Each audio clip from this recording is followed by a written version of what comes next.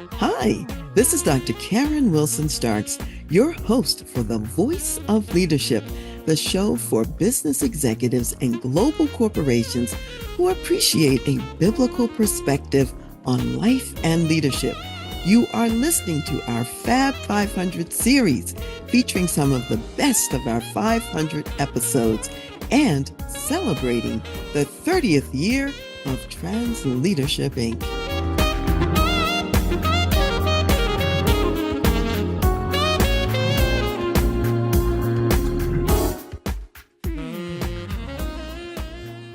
Hello, I'm Dr. Clarence Shuler, and I had the privilege of being on Dr. Karen's show today. And here are a couple of things that you might be interested in that you might really want to hear. One is how we can alleviate the fear of dealing with difference. I think another thing that's really important is the benefits of having cross-cultural friendships as a personal, as an individual, and also in the workplace. So I think just those two things will help us to really understand diversity better. So listen in. Our guest today has been with us in the past for several other shows. We've talked about executive marriage and also racial unity. So, racial unity expert Dr. Clarence Shuler has released a new book with New York Times bestselling author Gary Chapman. The new book is titled Life Changing Cross Cultural Friendships: How You Can Help Heal Racial Divides, One Relationship at a Time. In the United States, with escalating conflicts about how to represent our history as a country and also which historical artifacts to retain or remove, this topic seems particularly relevant. So I want to remind you about Dr. Clarence Shuler's background. Dr. Shuler is the president and CEO of Building Lasting Relationships. He's an author, marriage counselor, speaker, and life and relationship coach.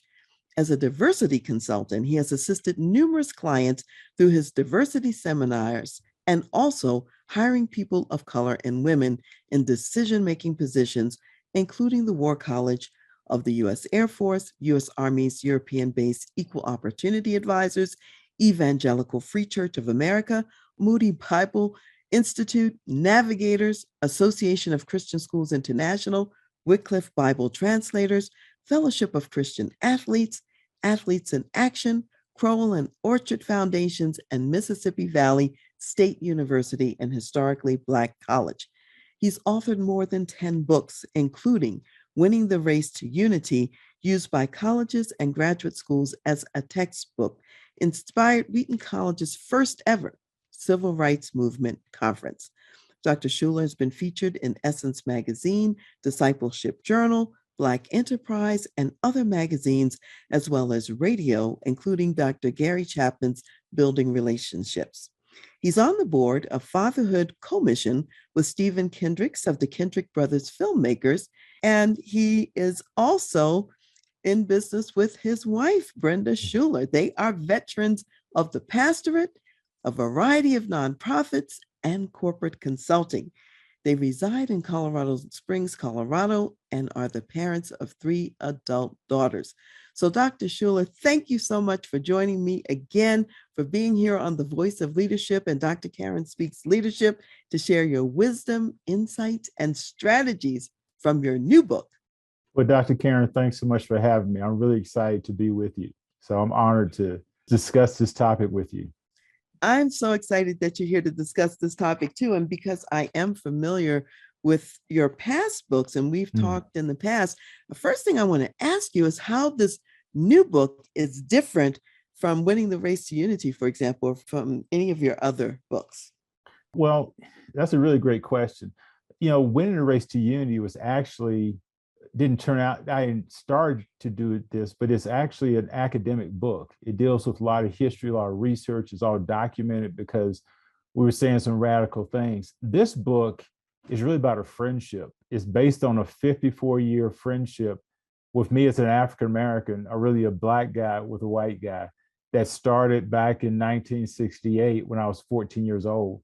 And a friend of mine, he was invited by some white girls to go to this church that was white. He was going to integrated school. I was going to all Black school. And I was his bodyguard. He was only 4 feet 8 inches tall, and I was much bigger. I was 4 feet 9. And so, back then, you never went to a white situation by yourself. So we went together, and that was, and at that church, Gary Chapman came on the basketball court, and that's how we started our friendship. You mentioned a little bit about this in our last episode, Okay. talking about that friendship and that relationship. What role did Gary Chapman have at the time, and how did the relationship start? Was it amicable from the beginning? Was it difficult? How would you characterize it? Well, even before relationship started, I don't know if I told you this, but our family had a family town hall meeting to see if we could even go to a white church because, allegedly, uh, a soup denomination of whites were bombing black churches in the South. So there was a real fear about going. We really didn't trust white people. We basically and thought white people were bad and couldn't be trusted. So that's why I was going with Russell to protect him. But when Gary came on the court, I think I was 14. So for a white man to approach me and be friendly, be courteous, ask me how I'm doing, actually, honestly, Dr. Karen, it was kind of surprising. It kind of took me aback. It disarmed me.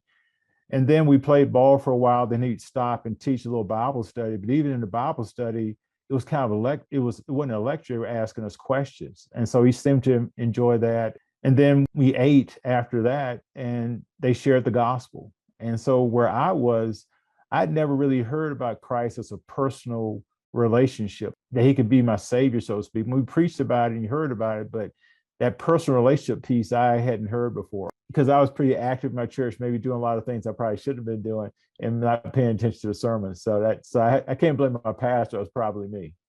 That's interesting because it sounds like right from the beginning, he was demonstrating a level of respect, a Yeah. level of engagement, wanting Yes. to know who you were Right. and treating you like a person. Yeah, and where I was, this is Winston-Salem, North Carolina. You didn't get that. We had KKK parades through the city until the Black Panther showed up. Then they ended the parades, and so I was going to be a Black Panther. I said, as soon as I get out of high school, I'm gonna be a Black Panther because I'm not going to take all the stuff I see my dad taking. So meeting him, I mean, and him eventually leading me to Christ 2 years later, really changed my worldview. It was really a radical change for me.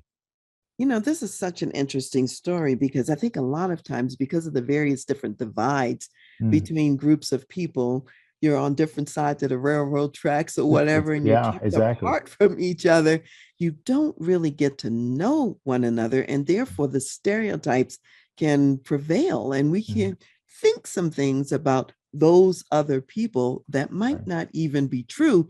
And so, just because you're having a real relationship with Gary, you can get past the stereotypes and recognize we may even have more in common than we thought we had before. Well, it was different, and it's funny you should say that. Our community was divided by railroad tracks. So to have a friend who was white, it was wild. And then at one point, he started coming to my house to pick me up, to take me to Bible studies and to the gym. We'd play basketball and had activities. And so even coming to our neighborhood was a big deal. And then when I went to his house, whenever we crossed the tracks, people would throw bottles, call his names, all kinds of stuff. And then I saw when his neighbors look at him, and so I became worried for him and his safety by having me in his house. So it was a commitment for both of us to really have this friendship that began in 1968 and continued for all these years. Given all of the, I'd say, barriers, societal barriers that were in place and that were daily reinforced, whether it be people throwing bottles at you as you're crossing the railroad tracks or whatever it might be, what was it that you both were experiencing, let's say, in the relationship that made it worthwhile to continue to cross the railroad tracks together? Well, for me, it was just different. I'm going to this forbidden territory, this forbidden land, and I'm meeting people who had previously been my enemies or still are, and I'm trying to figure this thing out. I'm 14, so I'm incredibly curious, but also I'm invincible because in my mind, because I'm a teenager, I can outrun everybody. And teenagers, we don't think about danger; we just think about what we want to do. A guy asked me that when we spoke together in Chattanooga in February, and I said, I think at that point in time, God was calling me, and towards salvation. And so it was the call of the gospel. It was seeing the gospel in this adult man who's spending time with me. And I love my dad. My dad's my hero. My dad saved my physical life. But my dad, we were poor. Actually, we were poor, we were poor. And so my dad's working 2 or 3 jobs to support us. So he didn't have a lot of time to spend with me. So be a 14-year-old guy and have an adult male spend time with you, that's huge. That's really wonderful. I'm so glad you unpacked that part of it, that there was some value exchange going on that fueled the fire, that kept the relationship going in spite of the opposition, in spite of the environment and the resistances and so on that were going on all around you. So if we just fast forward a little bit in this sense, people today thinking about this as adults, you were young at the time, you Mhm. were 14, adults coming together and they want to make friends Mm. across these different barriers, across the different racial divides. What's involved in that, and how might they have to step outside of their comfort zone? A lot of times, so the majority culture, there's what we call the fear of the unknown. Because if they're in control of society, but they don't really have to be to learn or meet or know or appreciate people who are different from them. Whereas people who are different have to learn the system to manipulate the system to survive. And so for them to step out of comfort zone, we have our personal histories, all these different things. I think there has to be prayer. I also think there has to be patience. And I think there has to be an openness. So I think we have to understand that that's important if you're going to step outside your comfort zone. And I think also as Christians, it says, well, I think in 1 John 5:14, that if we pray according to his will, he hears us and he grants us those requests. Well, we know that God wants all people to come to know Christ, to come to know him. And so it's really being obedient, but there is some work involved. And then the Bible talks about we should love everybody. Well, biblical love is really in action. And so it's not just about our emotions. When we think about Matthew 28, verses 19 and 20, it says, discipling all nations, go to all nations. Well, that's everybody. And so I think it's important. So, and then also not in First John, but in John chapter 13 and 14, it talks about that all people will know us by our love for each other. So that's what we were doing. But there are times that even in his church and people he knew didn't appreciate him having a relationship with me, or they were afraid of him having a relationship with me. So you do have to step out your comfort zones. He was really being questioned about how white he was. And then there are times I'd be questioned about how black I was to have a white friend and vice versa. So there were sacrifices made, and there was people just kind of question what's going on here, what's going to happen. And I can see with my dad and my mom, they're kind of wondering what's happening here. But I think they respected him because he was a minister. Mm, okay. And so all of these years later, if you had to say to someone, because you had to go through all of that scrutiny and people questioning both of your motives and wondering if this is a good idea, Mm-hmm. and somebody says to you now, what's the evidence that this really was a good idea? What would you say? Well, I'd say it really changed my life because, first of all, I came to know Jesus Christ. And that was the most important decision that I think anybody has to make, whether to accept Christ as a savior or not. So that was big. I think it expanded my worldview, that I went from not just knowing and understanding Blacks or African Americans, but I knew whites and I knew the system, but I also helped me with my prejudice that, hey, I can't say all whites are bad. And Mhm. so that forced me to now look at people as individuals and not to prejudge every person who was not like me, or or it's the same as a male chauvinist, and I'm not respecting women. And so you have to treat every woman as an individual and as special, just like you do everybody else. So I think that really began to help me give people more of a benefit of a doubt. Yeah, when I think about it from a biblical perspective, I know that God says things like there's neither Jew nor Greek, Mm-hmm. we're all one, in Christ Jesus. And clearly, if we look around, in nature, we see he's got all different varieties and colors of flowers and Mm-hmm. animals and everything else. Right, right. And so if anything, God is certainly is a proponent of diversity. How Yes. else would you describe God in this sense of being an advocate? For diversity. Well, when you think about diversity, the workforce, executives or companies that are successful are diverse companies. American companies that want to compete for the global dollar, I think we talked about this last time, We did. if they're not diverse, they're not going to get that global dollar. But diversity brings about problem solving. It brings about more creativity. If you're just one race or one gender, then you're limited in your creativity, you're limited in your ability to solve problems. And so I think it's important just from a secular perspective, or to understand that. And you already touched on it, God is a God of difference. Well, if you understand 1 Corinthians 12 about the spiritual gifts, he talks about those different gifts and their abilities. And what's significant is that there's unity with those spiritual gifts, but there's also an interdependency. And just like Dr. Karen, your gifts and abilities, I probably don't have. And so if we're going to the same church, then that means your spiritual gifts, your talents are not for you, they're for me.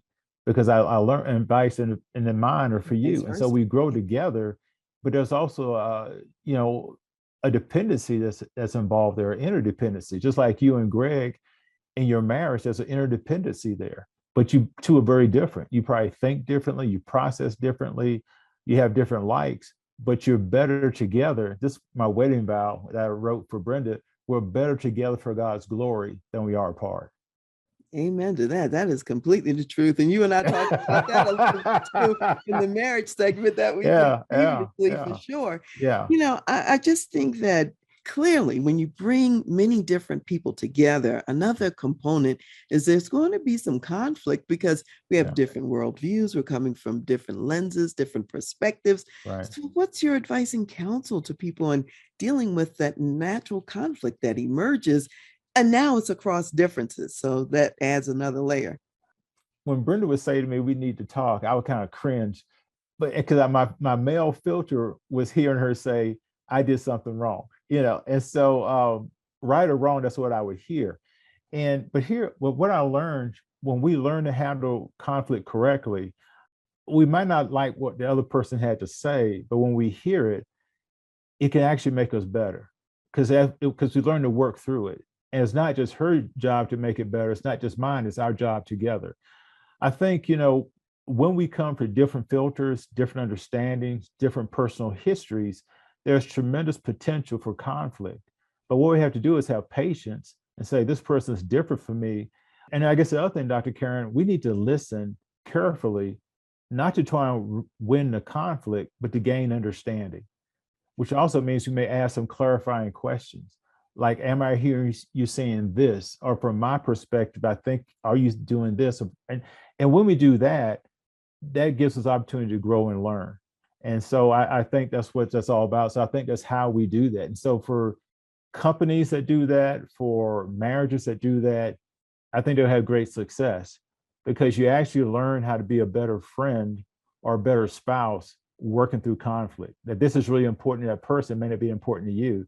And I think that companies that don't do that and learn about different groups, their market becomes smaller because they don't really make in their resource or products that reaches everybody. So I think that's the real issue. And marriage is where people don't listen to each other. A lot of times they don't survive.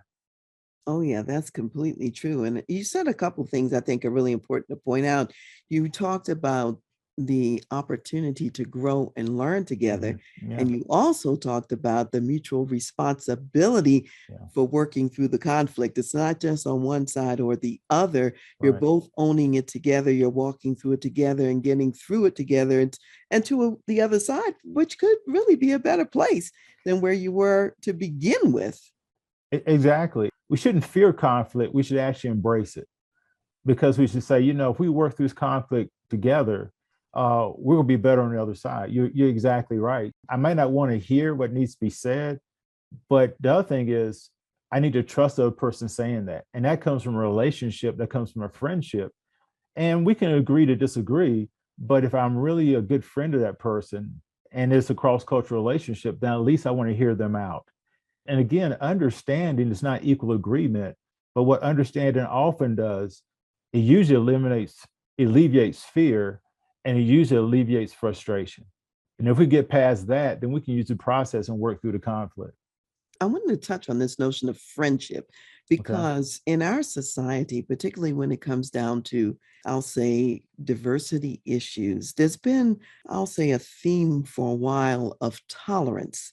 And Mm, tolerance is very different from friendship. So, right. talk a little bit about what is the value add of friendship in comparison to just tolerance. Well, tolerance or even acquaintance, according to my mom, is that an acquaintance is someone who's with you while everything is going well. But when things get difficult, they're gone. They're not really for you. And so tolerance is very similar. It means I will let you hang around from my perspective as long as you're not causing me problems or messing with my status quo. But as soon as you do, then I'm not going to see you anymore. I'm going to leave or I'm going to fire you or whatever. So I think that's a real big difference. A true friendship means that you and I can disagree, but it's not going to affect our friendship. And because we are friends, I'm saying, well, why did Dr. Karen say that? Let me think, because she's a friend, she's smart, she's articulate. What does she mean by that? And I'm thinking like that. And then I'm gonna probably get convicted by the Holy Spirit and say, hey, Dr. Karen, and I'm gonna probably call you and say, hey, I didn't understand what you said. What do you mean? And so I'm gonna want to come to you and really get your perspective, maybe ask you to clarify what you're saying. But it's based on a friendship that's been years. And so I'm not going to throw that away because we disagree about something, or maybe I misunderstand something. And I feel the same way with you. And so we help each other out. So I think that's the difference between a friend and someone who's an acquaintance or someone who just tolerates other people. Yeah, when I hear you say that, I'm thinking about in a friendship. So, Dr. Clarence, we would be willing to go the extra mile Yes. with Yeah. each Yeah. other, go a Yeah. little deeper. Just, oh, I didn't like what he said. I don't like what I thought I heard. So it's over. Right. No, we stop and explore more and we try to come to a deeper understanding. The friendship is worth that.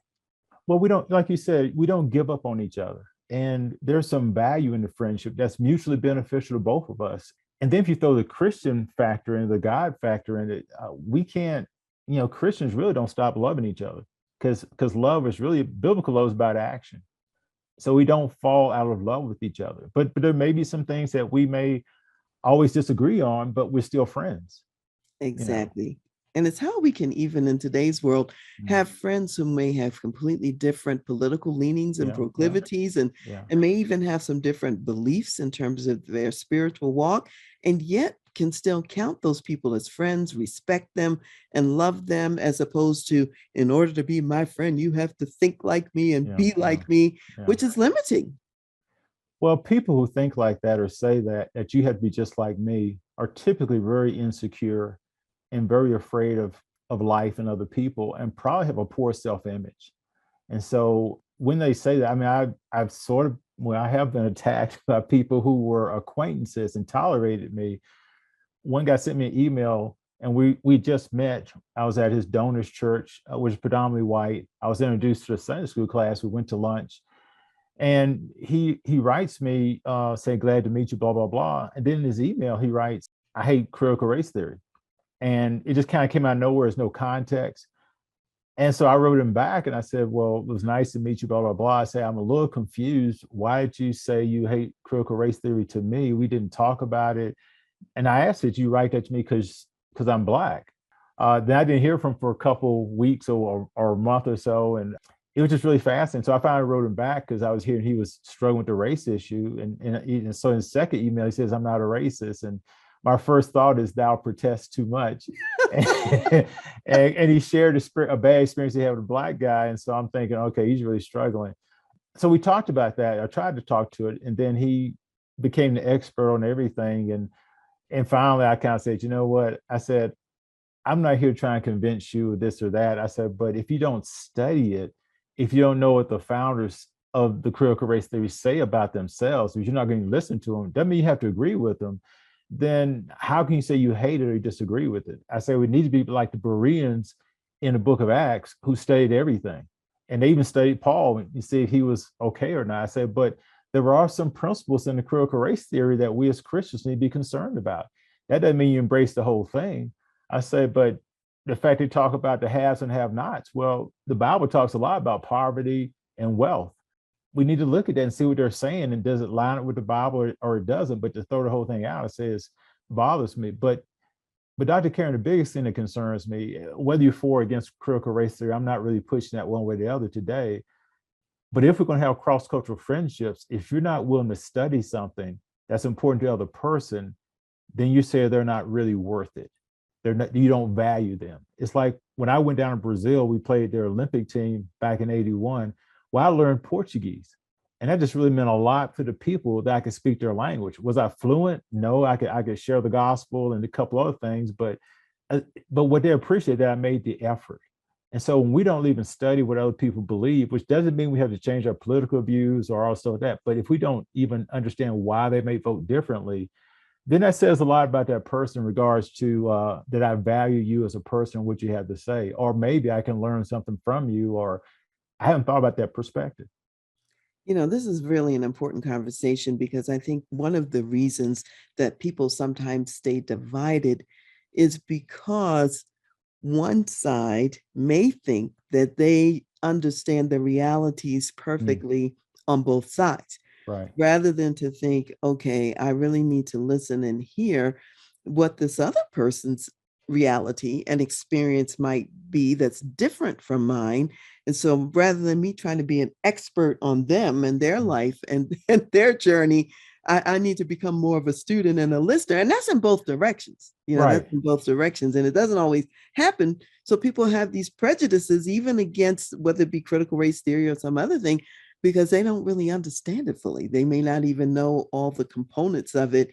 They have, just like those railroad tracks, they've been separated from a side of it, and therefore Yeah. they have fastened in on what they can see and what they think they know.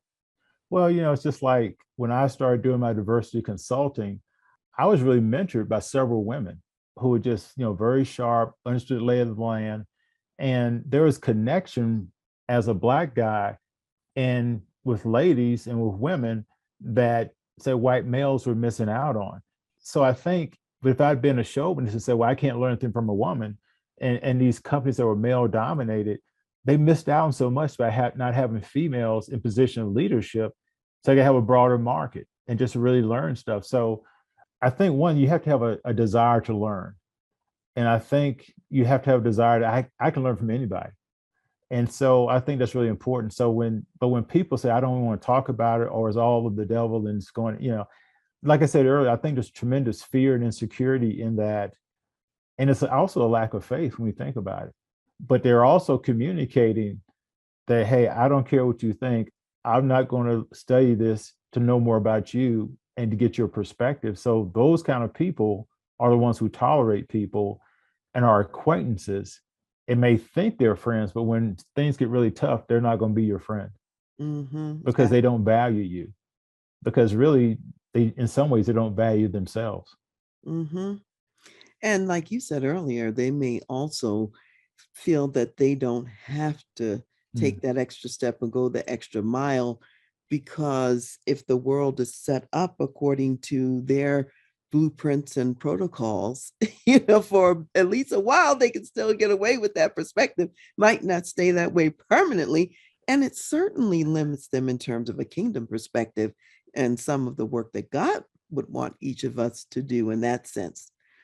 So let me ask you this, because we're both in Colorado Springs, and right. one of the things that's going on here, we have a fairly large school district here in Colorado Springs that recently released the superintendent, and one of the reasons was because the superintendent was very committed to some diversity and inclusion Mm, mm, objectives, mm, and it really started moving forward with a diversity and inclusion, I'll say, program of sorts. And a number of staff who were staffing those roles and positions are now losing their jobs so that they won't even be coming back in the next school year. And mm. so when we think that that's happening right here in our town, going on in our community, what's your perspective on those kinds of events? And how does what you've written in this book maybe speak to some aspect of it? As far as the book goes, it's about building those friendships.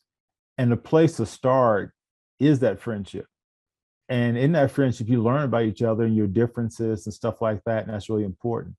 I think too often people are trying to start I wouldn't say a friendship, but a relationship based on their political beliefs or whether they believe in critical race theory or the 1619 Project. And that's not the place to start. That's really not the place to start. I think what's happening in that particular school district is that parents or whatever are driving the leadership, that they're afraid of building diversity. What does that really mean? I've heard some parents say, well, they're saying that white people are sinful or bad or racist. Well, historically, that's been true. What they don't see is that their children begin to see their parents as hypocrites because they study the history themselves. But what the parents don't realize is that if they would just learn this stuff, they could break down the racial barriers that they're afraid of. The other thing I think is really important that people aren't looking long term or seeing holistically is that sociologists say by 2042, the white race will cease to be majority in America if God doesn't come back. But if you look at birth rates and apply that to all the statistics, it's probably going to be closer to 2035 to 40, where there will be a new majority in America, or the white race will cease to be the majority in America. So I think a lot of people know there's fear in regards to that, but they don't really know what to do. But to fire people who are trying to really have a more accurate historical perspective on history, that's a win-win for the country. And so, but to fight that, you're still trying to hold on to something that you really can't hold on for a long term. But in the process, they're actually turning their children against them with that particular belief. And well, not their belief so much, but their actions supporting their belief. What I'm hearing in what you're saying, Dr. Clarence, is that there really is an opportunity in Mhm. all of this if people would look at it as an opportunity. And if I think about friendships, it's useful to think about starting those cross-cultural friendships in school and at a Exactly. younger age. And then you're used to it. I remember many years being around the military when my husband and Mhm. I were active duty in the military and seeing the children growing up in a really diverse, multicultural military setting. They already had much broader perspectives Mhm. and they had diverse friends, very different from some of the communities where we were located. For example, like Montgomery, Alabama, and the local community there did not necessarily embrace cross-cultural friendships at all. But the military children, they had been doing that all of their lives and they had been enriched by it. They traveled across the globe, done a whole lot of things that were really more expansive to their education and to who they were as a person, to really broaden their horizons. So I think education is Mhm. really a lot about broadening horizons. And so if the schools are shutting that down, where are people going to learn it? Well, the other sad thing too, to have a black man as the head, as a superintendent leading them, that's a great role model as this whole thing about diversity comes up. And so to put him out because he's trying to actually lead and help the whole group is unfortunate. And again, you continue to have the same because he probably was replaced by another person who was Caucasian. And so again, you sort of dim the hopes of people of color, not just African Americans, but Asians, Hispanics, Latinos, and Native Americans in that whole process. What does it take to do that? And when we start to speak the truth, what is it going to cost me to speak the truth? And again, you continue to overprotect Caucasian kids who need to know the truth. And if they don't learn it there's going to be a rude awakening when they get older. So the people who are doing this are not helping anyone. In fact, they're actually hurting the people that they really say they love the most. It's interesting. I hope that their children will learn the truth because in some cases they might not.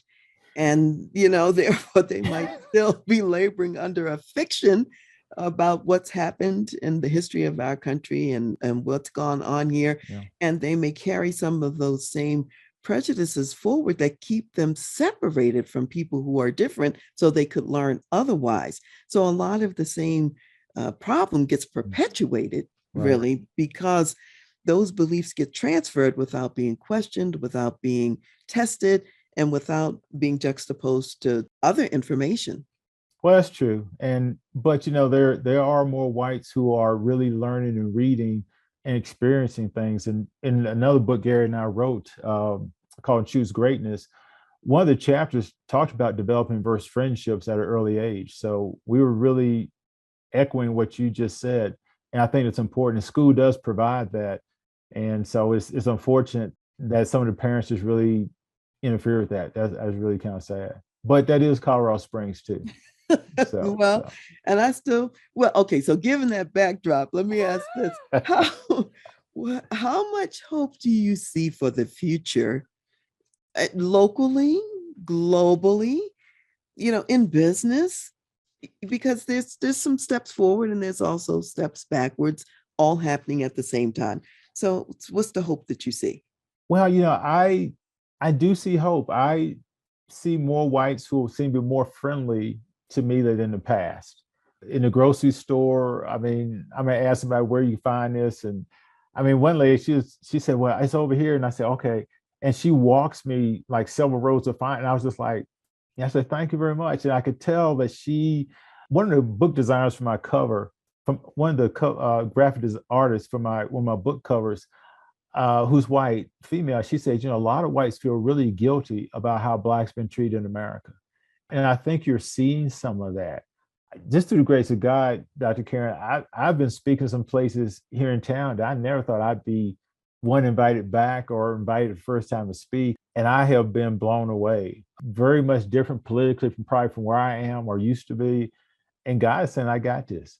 And so I'm speaking, sharing truth, and response has just really been amazing. And so I think there is hope. I think people want to make a difference. I think we have to step into it. And so I think that's why your program and what you do is so important, because you're stepping into it and you're helping other people to walk with you, at least be exposed to things maybe they hadn't heard about or thought about in great depth. So I appreciate your program, not just because I'm on it, but I know you and what you teach and believe. And so I think it's really important. So I do have hope. I think it's one time I really didn't, but I do. Thank you for saying that, because I think what's clear about it is that God has given each one of us giftings and also platforms and opportunities that we can use for his glory. And if Mm, each one of us steps into that, mm, it really does make a difference collectively, yeah. when you think about it at the end of the day. So I can't just sit back and say, so and so's not doing their part, so I'm just going to sit over here Mhm. and not do my part. No, the No, only person I can control is what I do. right. So I can do my part and I can encourage other people to do their part as well. And then collectively we can see the needle move, in some of the desired directions. And another thing I'm doing, Dr. Karen, I am just really trying to speak to everybody. I'm trying to be polite, trying to be courteous. I'm saying hello to people, whether they speak back or not. And some people look and they're like, and I say, yeah, I'm talking to you. Hi, how you doing? And they're like, whoa, Do I because know you? because people, they still have fear of black males and stuff like that. So I'm speaking and just trying to be gracious. And I think if people can see in us a loving reflection of Christ, no matter what our gender or our complexion, I think that goes a long ways too. Absolutely. When you were here last time, you were talking about, I'd say, the emotional challenge in writing this particular book. And so you were in the middle of it back then. Okay. So I want to ask you a little bit about what was the process like for you in writing this book, with Gary, because that's a different journey. First of all, writing a book with another person is hard anyway, under Yeah, any yeah. circumstances. And then you're writing about this, cross cultural friendship, and God only knows where the publishers are in it, and so on and so forth. So what was the journey like just to even write this book? Well, first of all, I was shocked and stunned that HarperCollins wanted our book.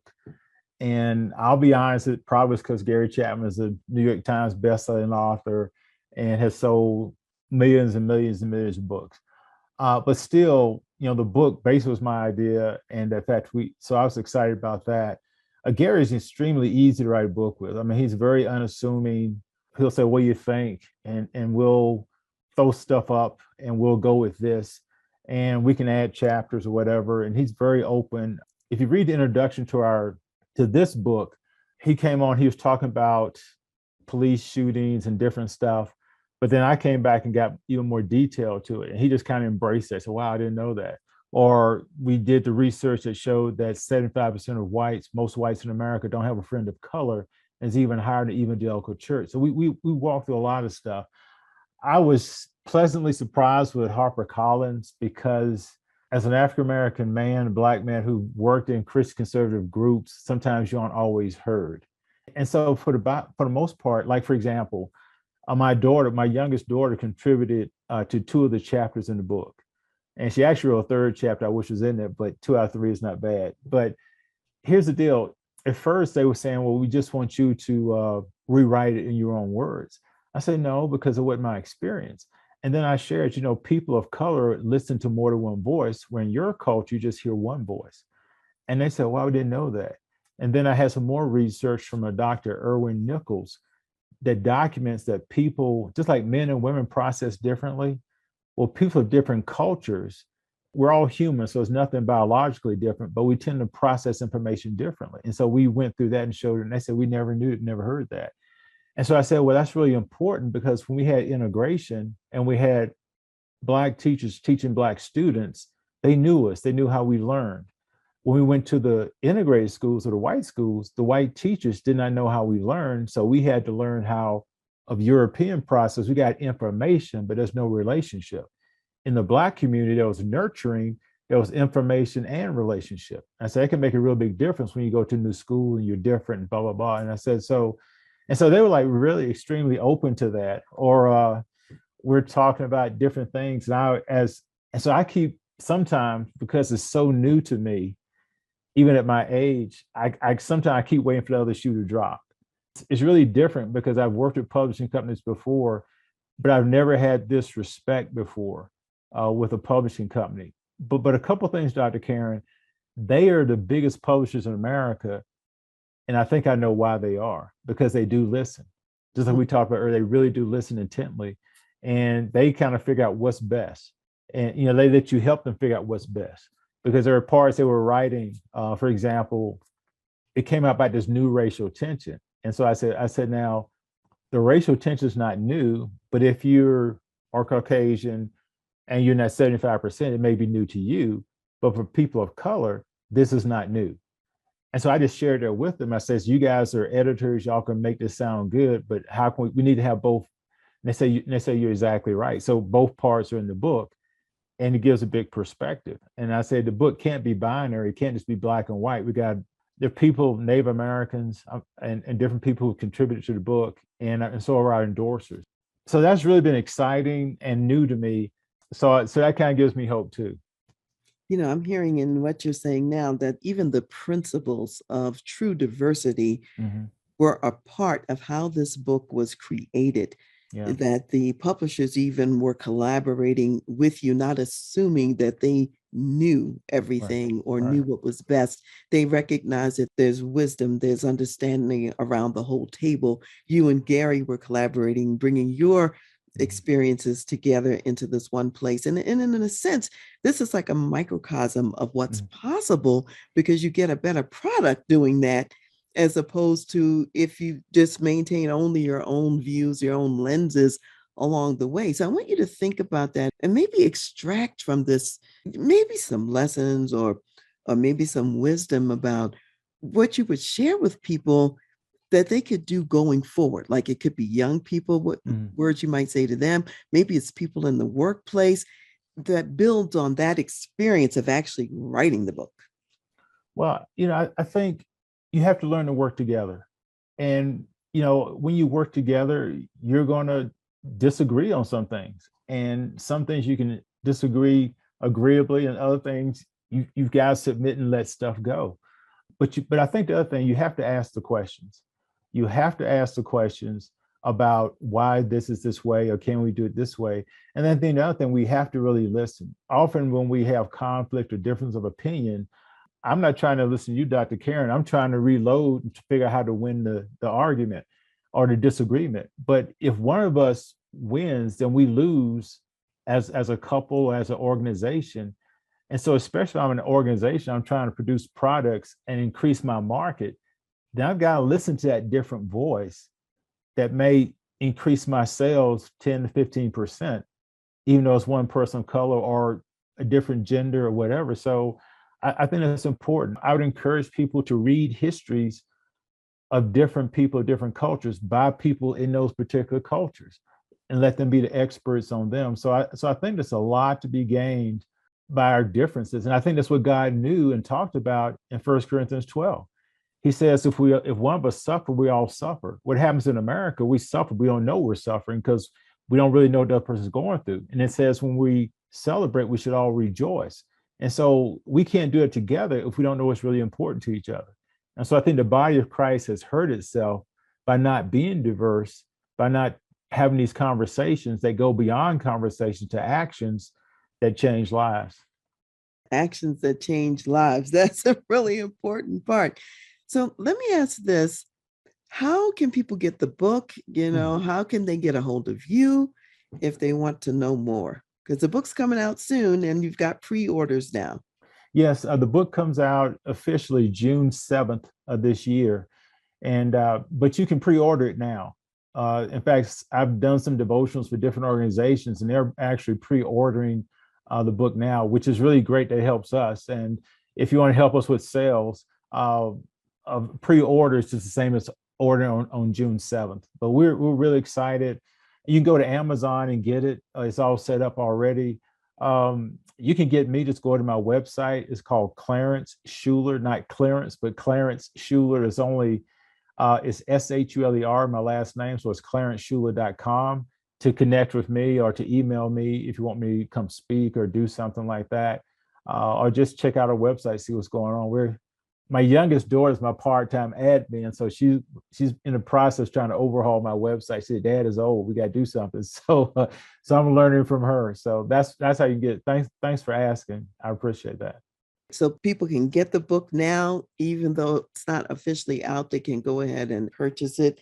If I'm a business person, if I'm an executive in a corporation and I purchase this book, what might be a benefit for me in terms of leading and running my organization? What might I be able to take away from it that I can use at work every day? Well, the first thing I do, if I'm an executive, I would get the book and read it myself and say, where am I falling short here? If I am falling short. Or I'd ask the question, what could I do? What can I do better in regards to diversity? I would write down what didn't I know and how can I apply what I know in my personal life, but also to my business. I think the next thing, if I'm the CEO, then I got all my leadership team reading this thing. And then we're sitting down, we're talking through it. We're having this process. If we're a male dominated organization, then I'm getting the women in my organization to read this book and say, come talk to me in the context of gender. We're not talking race now, but talk to me in gender. What are we missing? How can we be better? And so I have my board. So from the top down, we're going, but also from the bottom up. So I would take this and let this be an exercise and say, how can we translate some of these principles? Say, if we're not Christians, how can we translate some of these principles into our organization to make us more diverse? Because I know if we're more diverse, we'll be more profitable. And then I would even ask the question, it depends on where we are as far as humanitarian, how can we make the workplace better for people who are working in our workplace? If we're a predominantly white organization, we have some people who are different, Asian, whatever, how can we make it better for them? Should we have councils where we have Asians, Hispanic, African-American, female, all these different councils? And it's not really segregation, but they can come together and have a safety and they communicate to the parent body, so to speak, and we can really learn and grow together and we can celebrate all these different groups and we come together. And someone, well, why don't we celebrate being white? I said, well, you're the dominant culture. That's one of the perks of being white. You're in charge, but you can also learn and benefit and we can grow together. And that doesn't mean whites can't join these different organizations within your organization and learn. But I would just do I had a privilege of speaking at the Evangelical Press Association the other night as a keynote. And my thing is that, we can benefit if we're willing to work together. How can we serve each other? And what I did then, I said, we need to have a spiritual checkup. How are we doing spiritually? I mean, you're influencing 20 million people, but how are you doing that? So in my organization, I would say, do we need some kind of diversity checkup to see how we're doing? Fortune magazine used to do that every year. They would award or recognize the companies that did the best in diversity. And so I think an organization could do that internally. And just become really good at that, or become better at that. But you got to ask the questions and you got to listen to the answers. But it does you no good if you don't make any application. I'm going to throw out a thought because one of my clients is in a space that's very diverse in terms of the work that they do and the places where they work. And they actually started also a white council because the Okay. white people wanted to start a council. And the reason is because they were learning things that they hadn't known before and that they Mm, hadn't seen before. And they recognized that they could leverage their influence mm, in a way that was more helpful if they could collectively figure out how to do it. So they actually came together to really be of benefit. mm. And that was a great idea, in their case. So Yeah. think outside the box, you That's could, that's great. Yeah, you that's great. know, That's a great idea. I hadn't thought about that. That's a great idea. That's a great yeah. idea. Yeah, And it was yeah, really working for them. It's yeah, really yeah. working for them.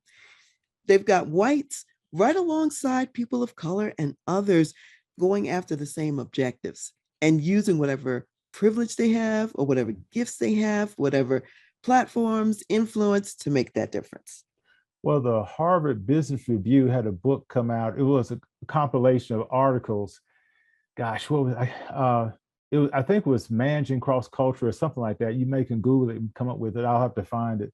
But it was really great, and it alluded to some of that. That in order for people of color and females to be successful in business, that there had to be mentors, primarily white mentors in that Oh, yeah. company, who Mhm. helped them to be successful, who helped them with all the ropes how to be successful. But the CEOs had to really want to be replaced when they retired, or if it wasn't them, but pretty soon, and put in place by people of color or females for that to happen. So I think that's a great idea. And even years ago, over 20 years ago, I don't know if Texas Instruments still exists, but the former CEO said one of the problems we have is that we're running out of white males. He said we don't have that resource. So he said women and people of color are more available than white males because we're just running out. So I like that idea. I hadn't thought about that about white councils, but it's good. But also I like the fact they were doing it to serve and use their influence That's what to they were doing influence it for. more. Yeah, that's what they were doing it for. Yeah. But to do that, they weren't insecure. They had security about who they were. So that's a big deal. And a lot of people don't want to share power. And that becomes a problem for businesses being successful if the leadership does not want to share power or Hmm. delegate power. Exactly. So, as we're winding up here, what additional words of wisdom would you like to leave for my audience of corporate executives? Something maybe we haven't covered yet or haven't said that you think is important? Well, I would challenge, and not in a bad way, corporate executives, uh, male, female, whatever your culture or race is, to develop a friendship, maybe even outside the company. If you work out or whatever you do outside of work, if you run or whatever, with someone who's different, and let that be your lab of developing friendships cross culturally. And that will pay dividends for you personally, but it'll also overflow back in the workplace. Because sometimes when we have cross cultural friendships, and I'm not saying we don't, we should, in the workforce, you still have the office politics, you still have the organizational things that could hinder some things. But if you're recreating with someone who's different, or playing tennis, or whatever you want to do, that's different, gardening, whatever, you don't have that politics in between you, and you can get more answers and really work. So it could be really beneficial. So I would encourage them to do that. And not you could force somebody to do it, but even at work, I would say, have it, if you say, hey, I want you guys to do this, or all of you to do this, then come back a couple of weeks later, has anyone done that? If you have, how's it going? If you haven't, why not? And it's not certainly something you can't be penalized for financially, but of course some organizations do penalize people for their diversity, but I find it really interesting. But by and large, I think that takes the pressure off, and just encourage your leaders who are leaders in so many areas to take the initiative to build some cross-cultural friendships outside of work, and just see how that goes. That's a great challenge. In other words, even in the workplace, starting from the top, Yeah. modeling it from the top. The Yeah. person can establish cross-cultural friendship and relationships. We're talking about more than just those acquaintances. We're talking Right. about Right. more than the tolerance. Right. We're talking about real friendships that people can establish. So I know you've covered a lot today, Dr. Clarence. I thank you so much. And I'm just going to summarize just a couple of things, not very many, but just a couple. And that is, it's worth it to Mm. have these cross cultural friendships, and they are valuable in both directions. Each person gets a chance to learn, gets a chance to grow, to expand their horizons. And you can go farther together Mm. than you can go by yourself. You can go to different places together that you might not be able to go to by yourself, is what I'm hearing. And I'm hearing that, yes, it's going to mean getting out of the comfort zone. It's going to mean being willing not to be right about everything, being willing to listen and to ask clarifying questions, to learn about the other person, and to share at a deep level. And the payoff and the benefit is worth it in your personal life, in your business life, and the world is even better. And as marketplace ministry leaders who belong to God, He's calling us to embrace the diversity which He has created. So when we're celebrating Mm. each other, we are celebrating with the angels in heaven over God's creation. So thank you so much, Dr. Clarence, for giving us this picture to take forward. And I'm going to close with one verse. And this verse comes from Psalm 133, verse 1. Behold, how good and how pleasant it is for brethren to dwell together in unity. Dr. Clarence Shuler is the president and CEO of Building Lasting Relationships, and his wife, Brenda Shuler, the two of them together won Speakers of the Year for the Family Life Marriage Conferences. They know a lot about marriage, as at the time of this recording, they've been married for almost 40 years. So I have Dr. Clarence Shuler with me today. Dr. Shuler, what's the word on marriage? What would you like to tell people? Well, Karen, thanks so much for this introduction. I would like to tell them that our nonprofit, Building Lasting Relationships, we actually get wounded people in God's word into wounded people, primarily by memorizing scripture. Then we heal them, equip them, and empower them to become reproductive disciples who do the same for others. And one of those venues that we do is use marriage. And we've done marriage ministry all around the globe. And we refer people to our resource, which is Keeping Your Wife Your Best Friend, which is written for husbands, but also their wives, so they can go through the book together. There are questions in the back. So where they have a tune-up, their marriage is in crisis, we really feel this resource can change their life forever, and they can actually use it to help change other people's lives. So we love marriage. We think marriage is designed to be for a lifetime. And no matter where your marriage is, there's hope for your marriage. It can be better than it's ever been if you just put some work into it. So we love marriages, and I know marriages put a smile on God's face. Well, amen to that. And if you keep your wife your best friend, I think you have an even greater chance of being married for the long haul. So if you would like to know more about the ministry, please go to clarenceshuler.com and you can give a donation there, or you can sign up for a marriage experience yourself. Thank you for listening to The Voice of Leadership with me, Dr. Karen Wilson Starks. I am also your concierge executive leadership advisor for when you need to make tough business decisions, lead change, create a positive and profitable company culture, develop an enterprise-focused executive team, or prepare for leadership transition and succession. Contact me at Dr. Karen, Karen, at transleadership.com. Also go to my website, www.transleadership.com, for more leadership resources. I want to give special thanks to Ron McMillan, gospel jazz saxophonist, National Billboard recording artist, also known as Mr. Sirius XM, for allowing us to use his gifted music on our show, and to Chad Barr of the Chad Barr Group for serving as our show producer. Thank you for joining me today, and I'll see you next time.